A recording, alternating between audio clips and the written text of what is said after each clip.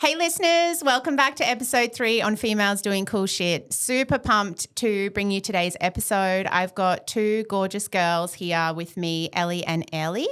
I met these 2 girls when I signed my lease for my Kawana studio, and they were there with like work boots on. One was vacuuming, the other one was ready to paint my entire studio within a day.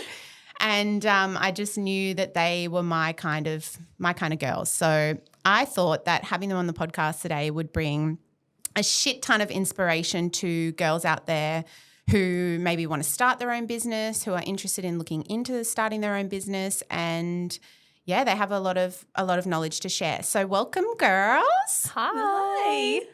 Do you want to tell us a little bit about yourselves? Thanks for those kind words. It's all true. It's all true, girls.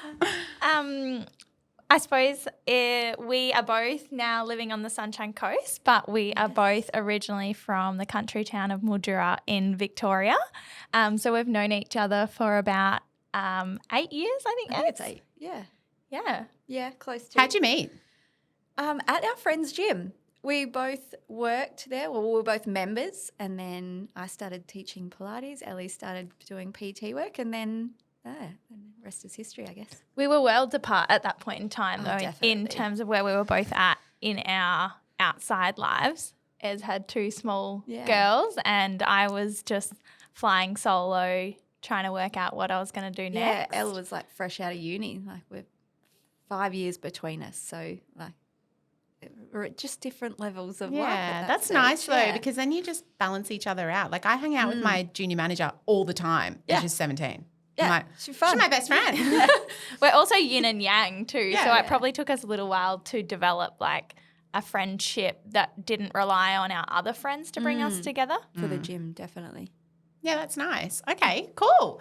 So did you, like, given where you are now, you're about to open up your own business together, like what's that journey like? Did you just look at each other one day and you were like, yeah, we're both into fitness, like let's start a business? Or No, Elle was looking to do something, and I'll let her kind of delve into that. And then I just kind of was like always going to support, and with what was happening in my life, I wasn't sure where I was going to land in that support, whether it was just working or, partnership. And then, ended up right there with her, I guess. Yeah. I'll let you talk about it, really.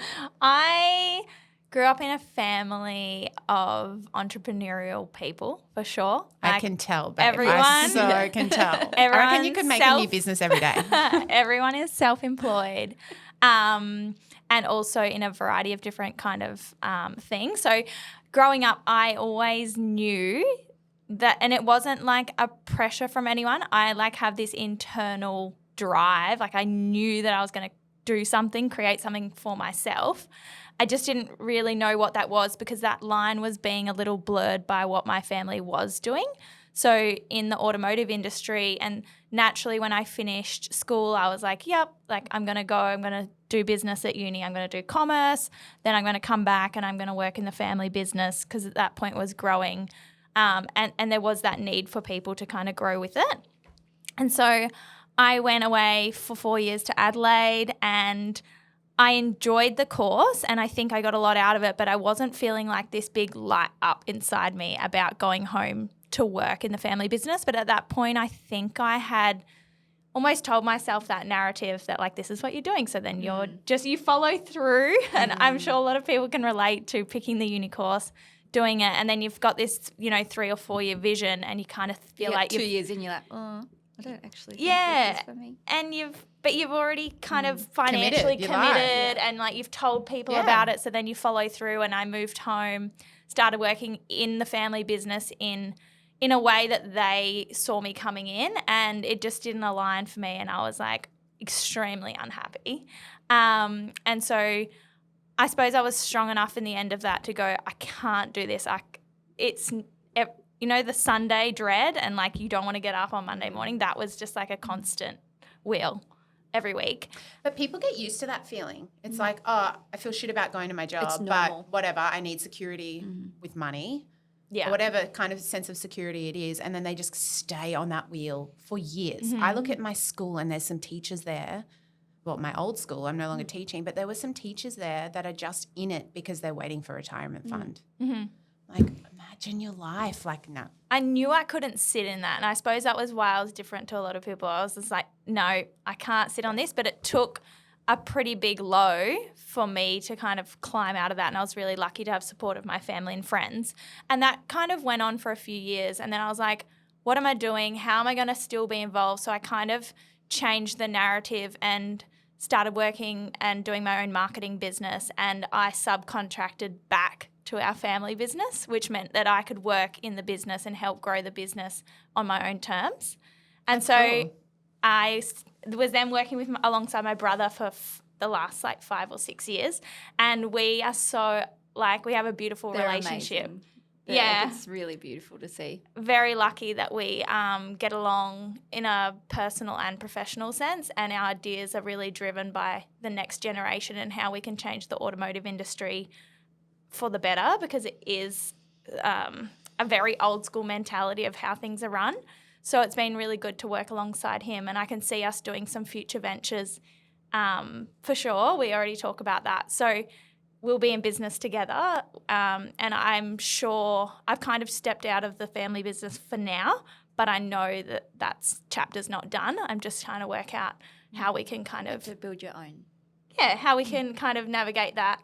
But I am very fortunate that I had that upbringing, because it's definitely allowed me to be a risk taker, to invest in property young, which is really what's allowed me to get to here, is for sure being confident to invest in property early. Did you both move up here at the same time? No, Elle was in Brisbane first, and then we came in 2022. I think. Okay, Yeah, so January, after COVID, yeah. Yes. Yeah. And then Elle's. I just knew that we end up making the change up here because my partner got a job opportunity in Brisbane. And I was like, you know what? My work's remote now. Still working for the family business. Let's go, because I just knew I needed to grow more, and I came to Brisbane with the sole purpose of upskilling. So you could be ready to open a business. I knew. Yeah. And at that point I was doing it on my own, and there was nothing. I didn't know what it was, but I invested in a couple of personal development courses. I signed up to do my diploma of remedial massage and my mat reformer and You're loaded my everything. mat reformer, and I just was like, this year I'm just upskilling to get to the blonde point. version of me? Just add it on. Yeah, I was already a PT. So I was good. taking female empowerment sessions in our hometown, for 30 or 40 girls, and for businesses as well, and writing kind of courses and things that I could take to them. And schools, gosh, I forget about half this stuff until you kind of say But I it. feel like all of those, you could call them stepping stones, get you to where you are today. Oh, for sure. I look back, I'm like, oh, wow, that's such a random thing that just doesn't even fit with what I'm doing right now, but there is definitely if you didn't something learn the I lesson learned. from that, then it might not have given them the benefit now. So Everything you happens. both wanted to open your own business, and then you decided to open it together. How did you find Core Plus? Ez, do you want to dive a little bit into that, or do you want me to? Well, it starts with you. So It I does think you start with should- me. I feel like I'm talking so much. I'm sorry. So then I finished all of those courses, and I was like, all right, I've got all the skills. I've upskilled to where I needed to be. I thought I'd do my remedial massage from home for a little while. Anyway, I just was like, there was this really big pull to do something bigger. I didn't want to just go at home business. I wanted to just jump a couple steps. I think every time Elle came up to see us on the coast, we would be walking past somewhere, and she'd be like, oh, that could be a really good spot to rent. That could be, and it was that's where the discussion started, because she had in her mind about a fitness space that was a collective of all the experiences you'd kind of taken on for yourself. And we came together saying, hey, Ez is qualified in, what do you call it? Completely rehabilitation. So clinical Pilates. There seemed to be a really nice mix between both our personalities, our drive, and also our skill sets. And I just said to her, I want you to come along. It's now your decision. ball in your court. If you want to be a part of this, yes. If you don't, and we didn't know what it was at that point. At that point, we weren't actually sure if we were going to be living here for longer. We thought we were going to be moving to New York at a time or Boston, so it was like a bit bougie. I remember feeling disappointed when you gave those phone calls. I was like, it would have been great. Yeah. Would have been great, you know. But I didn't want to hold you guys back and put too much pressure on that. So I was like, look, I'm here if you want, and I'm going to do this, and I'm going to need help. So I just booked a research trip to Adelaide and a research trip to Melbourne, and they were 2 weeks purely solely on going to different places across like massage, reformer, the text personal messages training. after every class were so funny. This was great. This wasn't. I couldn't. Yeah, it was. Great. Yeah, I was just like, I'm going on this to purely find out what's going to light me up, and never did I ever think that a franchise was where I was going to land, because I felt creative. I felt like I had all of the ideas, and I didn't want to be kind of tailored into someone else's vision. But then, sometimes someone else's vision can marry your vision. right? Well, this is what's happened. Yeah, they definitely do. Yeah. So that's kind of really brings us now to where Ez and I kind of came together in terms of I'd been to Adelaide, found some fabulous places, and that really had given me, you know, I'd written different business names, different business plans. I'd submitted like 5 different businesses to our accountant across like dogs to like everything under the sun. Of business names. Yeah. There a was lot of business names. You should whip them out one day and just go back I over always them. do. Like I have a Pinterest board. Your Pilates name? Oh yeah. We were living in the Philippines for a little while because we own a company over there. So I was going to open a Pilates studio pre-COVID. Had the space that we were looking at, and it was going to be called the Fine Line. That was it. Dead set. Yeah, and then obviously COVID hit. And things changed. And Everything happens for a reason. We wanted to raise our kids in Australia. So yeah. So where you are now, like you're about to open in how many days? 3 weeks today. 3 weeks? Wow. The space is looking so nice, by the way. I keep like poking my head in going, oh my gosh, that looks so changes nice. daily, doesn't it? It's so beautiful. So to where you are, you know, you're about to open, challenges. Any major challenges for you? Or because you're so close and you're such good friends and you're obviously great business partners, do you just rely on each other to problem solve, and you're really good at problem solving? Or I think in the I don't think in actual like the business coming together has been that hard. Like I can probably say that. I think earlier on when we were figuring out our partnership, when we're doing all the, you know, those intricate things of shareholder agreements and, you know, your percentages and all those types of things, that was the hard point. And I can't recommend those enough because when I first went into business, didn't have them. Yeah, you need to. That's a non-negotiable. Like, I think the biggest learning thing here is that you can be friends with many different people. Just because you're good friends is not a good enough reason to go into business. 100%. You really have to think about how you deal with conflict, how you communicate. It's like a then relationship. There's the financial side, and you need to safeguard. Yeah. And like at the start, doing the shareholder agreement, we didn't realize how important it was going to be, but we got that advice.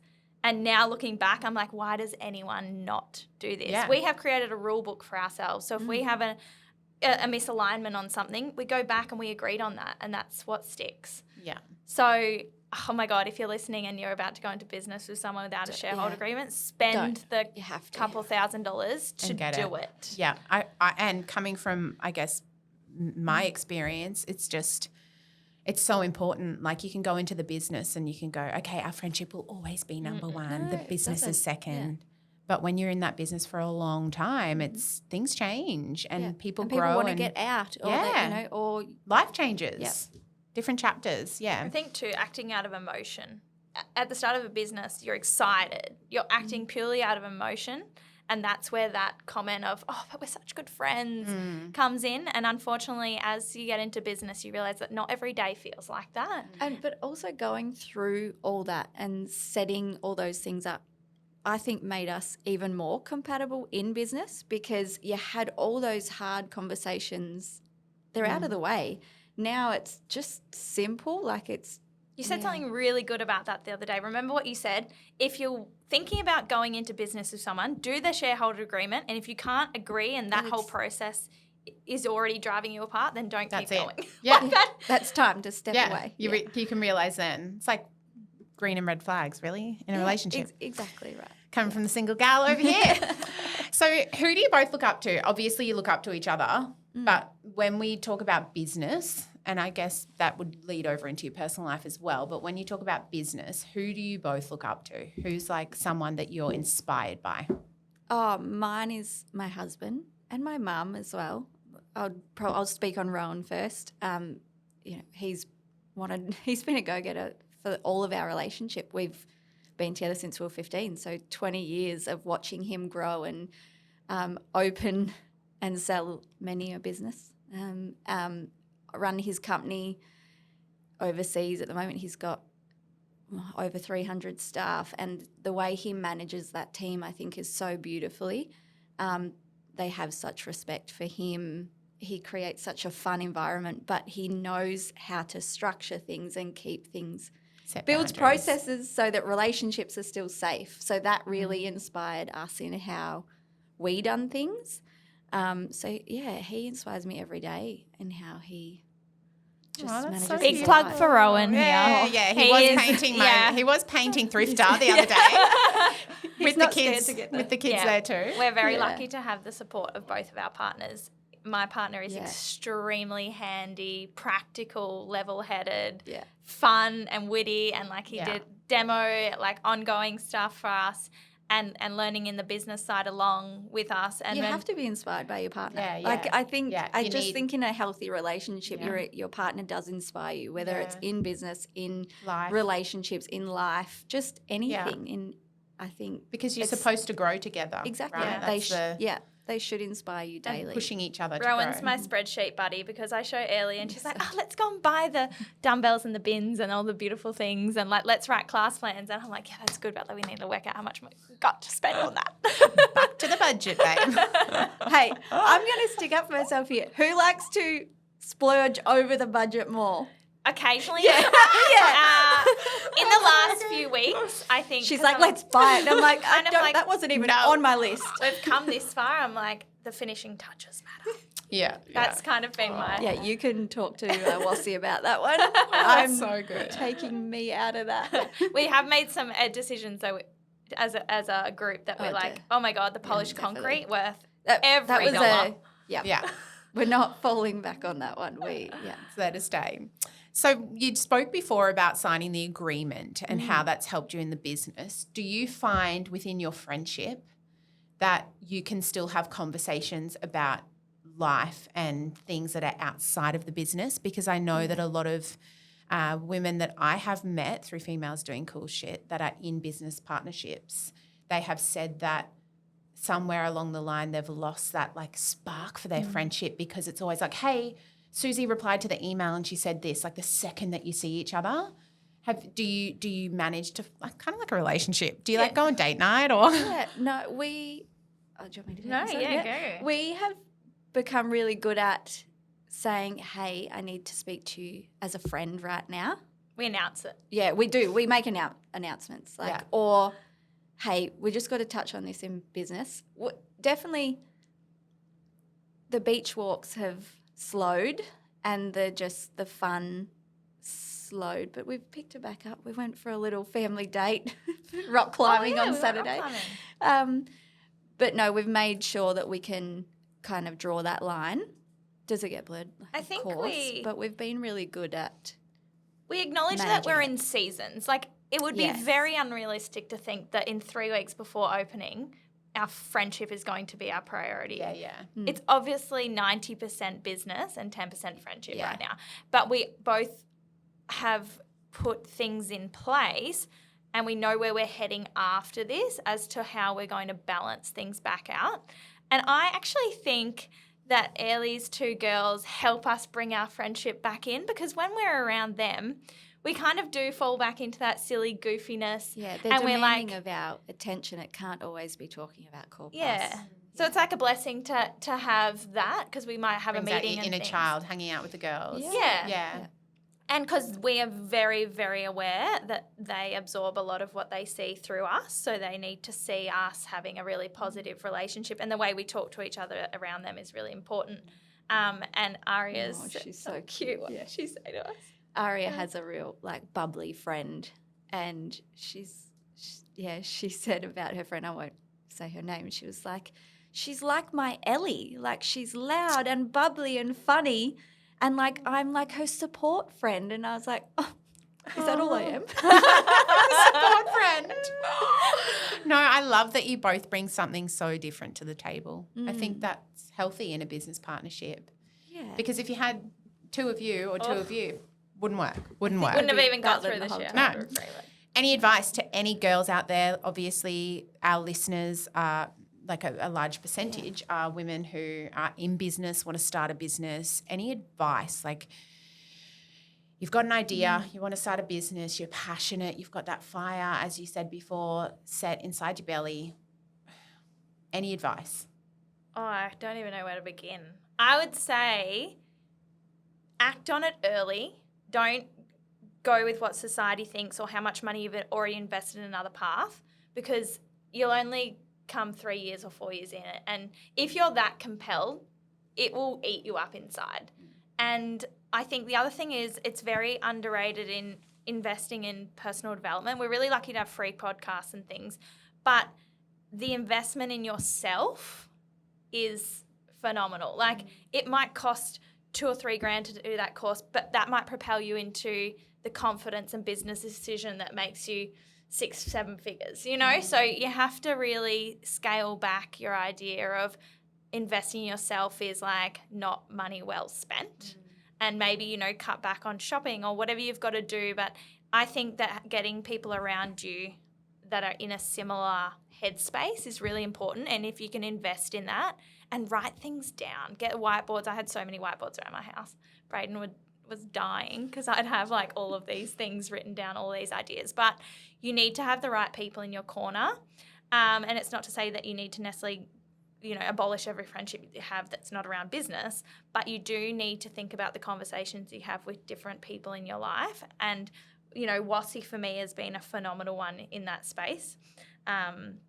Rowan, Elly's husband. He doesn't go What's by his Rowan. nickname? Rossy. Wassy. Our last name is Wassy. Wass. Oh. So I have he only gets Rowan if he's in trouble. Yeah, it's Wassy. No one calls him Rowan. Yeah. So and if anyone gets to ever meet him, you'll feel the same. Yeah. So, God, that's like number one is that you really need to prioritize. Like, you're only here once. Like, let's do it right. But also just to trust your gut and your instincts and choose something that you're passionate about. Don't just go into it just to make money because you'll get bored pretty quickly. You need to be passionate. Yeah. I have so many people say to me, I want to start up my own sustainable clothing label. I'm like, have you looked at the market? Yeah. It's well oversaturated. Have you thought about possibly doing something else? Like, there's so many people just go, I want to do that because I can see these 5 people are making bank from whatever they're doing. I'm like, is that the right reason to go follow that business? Probably not. You'll lose interest. If it doesn't work for you, you'll be on to the next stepping stone of a different business. Like, your brain is there most of the time. Yeah. So it's got to be a good place for you. yeah, something that you love. Yeah. My mum always said, probably what you loved when you were youngest is what you'll come back to. So if that's a nice piece of advice. And just because someone is your best friend doesn't mean they will be the best business partner for you, because you can be compatible in a friendship but not compatible in a business sense. Yeah, well, heaps of people go into business that aren't friends. Yeah. Too, on the other end of it. Our partners in other things. Yeah. Yeah. So I've got 2 listener questions for you both to wrap up today. I put a little box up on Instagram just to see if anyone had, and I've just picked 2 questions that I like. I feel like we have kind of covered them, but maybe not into a deeper level. So I've got this question. It says, do you find it challenging trying to make decisions when there are many key players in a business? And I assume that could mean within your franchise, that I know you touched on it before about it definitely aligning with you. It's marrying with your core values and what you believe a business should be. But looking at it holistically, are there any other challenges or? We spoke about this briefly before we came in, and I think that firstly, touching on the franchise thing, is part of you when you choose a franchise, you surrender some of yourself to accepting that you are taking on their way of doing things. And so they've got processes. that definitely strips back some of that decision making, because a lot of those big decisions are already made for you. And if you're not going to be okay with that, then you don't go down into that franchise. In terms of from a internal kind of like our little team, our partnership, I would say that it comes back down to looking at how compatible you are at the very start as to how hard these decisions are going to be later, because we have put in place our shareholder agreement so that we already knew that we were aligned in decisions, and when we make a task, one person is championing that task. So, for example, Elly's our chief shopper leading up to, so my opinion is still valid and we will discuss it, but at the end of the day, we have made an agreement that her decision goes. So if she buys the bin that I don't love, then that's okay, because we made the decision that at the end of the day, she gets the final say. So you can't have kind of, this is what Rowan's really got us into, is you Talks cannot about have two door and people. one door decisions. A lot of the time, if there's two doors, like if you can always step out of a decision, just like then Elly can make it, and then we can discuss it later and we can step out. But if it's a one-door decision, we both have to chat about it. So keeping that clear-cut communication always, and like it could be brutally honest communication, I think is what makes it honestly work the Which best. is, you know, a kind of having those processes, having the communication makes it really Clear.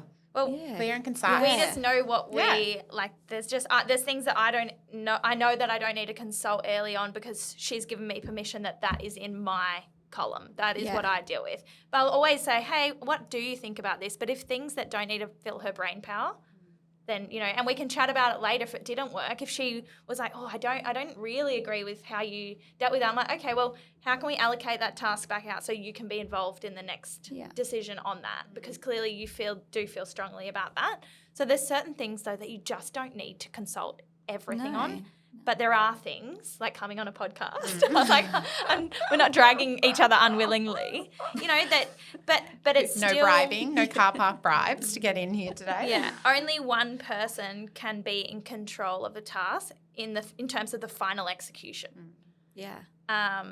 So that's been good. And we do, again from Rowan, the no triangles. So confrontation, dealing proactively with that and going straight to the source rather than me going to my partner, oh, Elly's really frustrating me because she's not replying in time. Then, you know, I just need Braden to go. telling Rowan. and then, you know, like it's So you're just creating. Passed around. Yeah. We have a strong, and I like look, that. we're working on I it. feel like that's for everything in life. If you've got an issue, go to the source. Yeah. No triangles training, it's great. But I've got really good at, I would say over the past 6 months, having uncomfortable conversations. You have to. Yeah. My staff are like, who the fuck is this girl? Like I've got so good at it lately. Yeah, that's awesome. Like in a positive way. Yeah. And I always, you know, approach the conversation with a positive outcome in mind. But being able to approach someone and say, hey, I'm not feeling like my needs are being met. How can we move forward from this? Confrontation is not bad. Yeah. Confrontation is great when it's done the right way, and coming from the heart is always the best way. If you're feeling something, you want to hear from me that I'm feeling this way, you're not going to feel attacked. Or I know that Elly, if she says, oh, Ez, you didn't speak to me that nicely yesterday, oh, I don't know what that would be, but she's not saying it to hurt me. She's saying that to me so I can help her and make her feel better. Like I think too, we've learnt that like this is something we're still working on. So if anyone's listening, be like, these girls never have any issues where they just go straight to it. Like we are still working on this no triangles thing, but we're both aware that we've made a rule for that. So then we can call each other out and be like, hey, we've agreed that we don't have triangles, but you've gone through this person to kind of communicate that. Look, we're I lucky love that. we That's haven't such had a good that. lesson for But the listeners. Amazing. I also think the other thing which is really helpful is find your best way of communication. If that feels a bit icky to do, like write them a letter, or like if you've got confrontation with someone, you don't have to go ballsy and be able to do it in person. Like, build up to being able to deal with confrontation. So start by like an email or a letter or leaving a note on their pillow, which is what I used to do for my dad. The best way to like communicate with him without the emotional like defense mechanism was to write a letter. So I'd just like leave it somewhere he would find it. So I would kind of challenge yourself to think, oh, I'm feeling like this with a friend or whatever. How do they best receive messages too? So Elly and I have recently discovered our love for audio messages. So sometimes the text can be a bit abrupt. So then I'll follow up and be like, sorry, that might have sounded a bit like this. This is the context around that. Yeah, I'm like Love straight to an the audio. I don't like text. Takes I too don't- long. And when you've Not got an email kids, girl. it's like, oh, Yeah. it's going to take 17 hours. Yeah. I'd rather talk to your face Yeah. or I'll want to hear Voice your record. voice. Yeah. Just so that the tone is there. Mm. And like, I think that we got this from, I think Lululemon does this, but like if you're coming into a meeting with already this like negative energy, Something happening in just your life. own it. Be like, I'm presenting like this today because I'm on my period, or Yeah. you know, I'm concerned about something else, or the girls have had a rushed morning. Come in and put it on the table, so then that person knows that the way that you're showing up is not a reflection of the relationship of that you them. have. Yeah. It's not against you. Yeah. It's just what's happening I didn't sleep last internally for night them. or whatever. So then they're like, okay, how can I nurture this person a bit more today and not feel like taken aback? Like, hang on, I haven't even said anything yet, and you're giving me all of this like tone. Like, what? Yeah. When the tone is not. No, I there love with you that. at all. I've definitely learned a lot from you both today. So good. We don't have it all sorted out. Trust me. Lastly, who are your biggest supporters? Who supports you the most? Like, I know I said before, who do you look up to? But who truly, like, who supports you? It doesn't have to be somebody in your family. It can be, I would say we've had tons of support from all sides: family, friends, partners, my girls. Like, they're like the they're little champions of yes. Core Plus. It's so cute. But then even on our joint Instagram, we have so many people that are so kind to reach out to us all the time and support us, which is like, it surprised me because putting yourself out on Instagram is hard. Well, I found it hard. So I think generally just everyone has been so kind. We haven't really had anyone that's gone, oh, Yeah. anything. That's more internal things, Oh, isn't it? oh, it's Sure. like the fear of judgment. Mhm. Yeah. But when you strip that bare and you get rid of that and you go, look, this is me, I'm putting Yeah. myself out on the table, like the best things can come from that. People love honest people. Yes. And everyone loves to see everyone's journey online. We all like it. And I think we made a decision with the way that we show up on our movement is, you know, it's our personal blog about our journey and us as friends.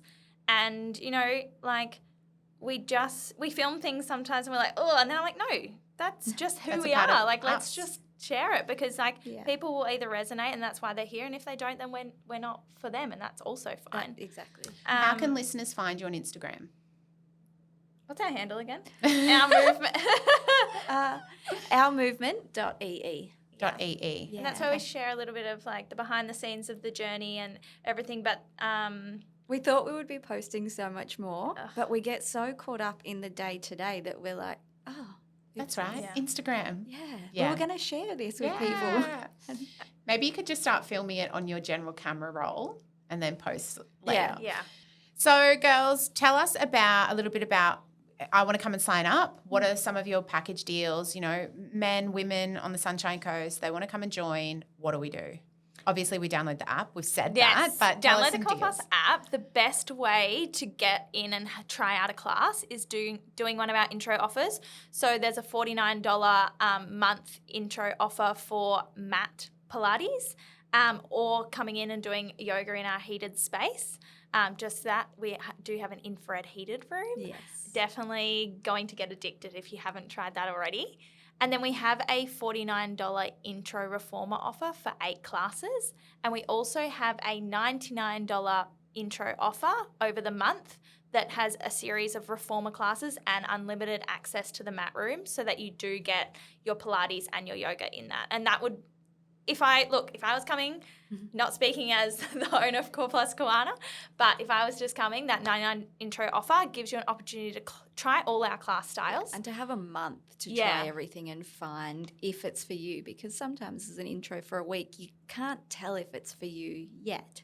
It's not just So- about the class. It's about us. It's about the community, vibe, and that's not going to be for everyone, or it is going to be for you. So I think too important to note that we also have hot strength and hot strength cardio classes in our infrared heated room. So think weights in the hot room. They are It's fun. awesome. I'm so excited and I just can't. I'm I coming. feel fit already.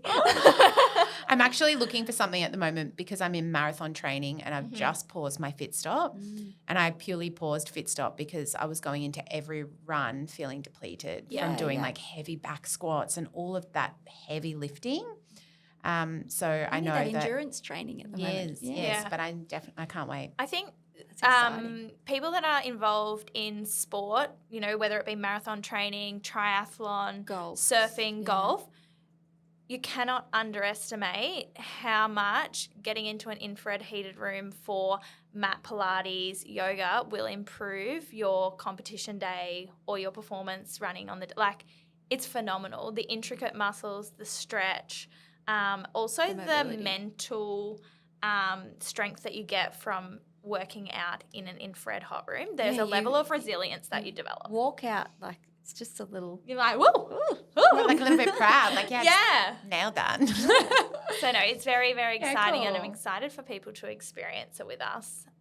Yeah, we done one class and we were addicted. Yeah, so you're hooked. here Oh, we yeah. are. We didn't touch on that. I only took one class at Core Plus for us to. It was like 10 called her minutes in. in. I was like, I'm obsessed. I called Elly and I was like, meeting 3:00 franchise meeting. You coming? Yeah. She was like, yeah, This is right. it. And then we just went on the roller coaster, the fantastic roller coaster that has been becoming a part of Core Plus, which is a whole nother story for later. Oh, girls, I've loved your story and I look up to you both. I think you're incredible.